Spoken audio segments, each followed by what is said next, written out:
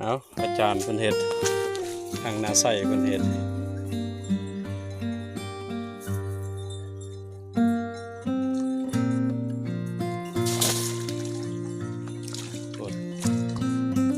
อาจารย์เพิ่นเฮ็ด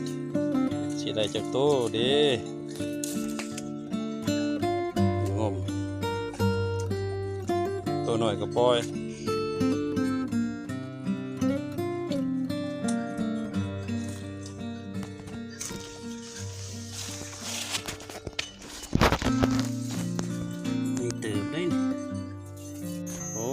ใหญ่บ่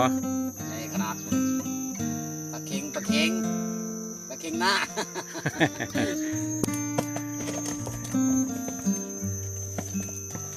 อ้าว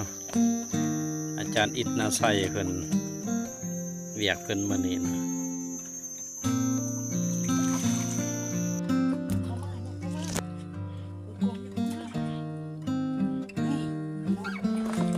เห็นแล้วบ่นี่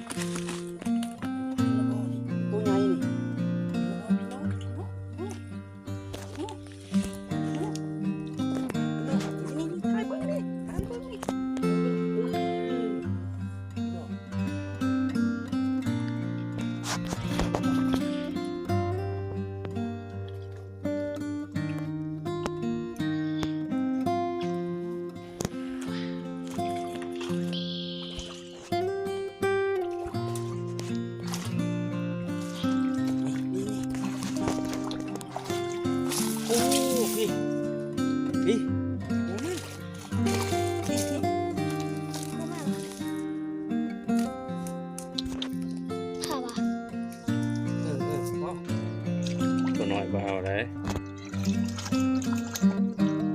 ตัวใหญ่พูนหมดทั้งล่างบุญเจ้าพุ่นตัวมันติ่งจะสิฮุบนะตัวนั้น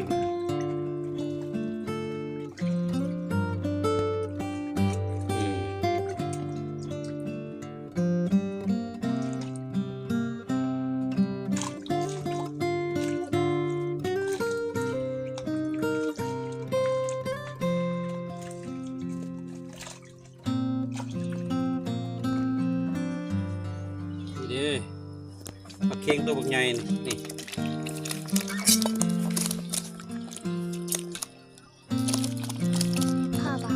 โอ้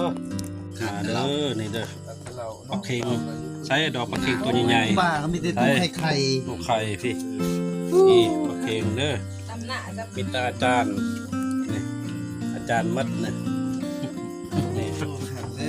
นี่แม่นมัดนะมาเด้อบุญบิดเจ้าเมื่อก่อนนี่อาจารย์อิฐนาใส่เพิ่นเป็นผู้เอาเด้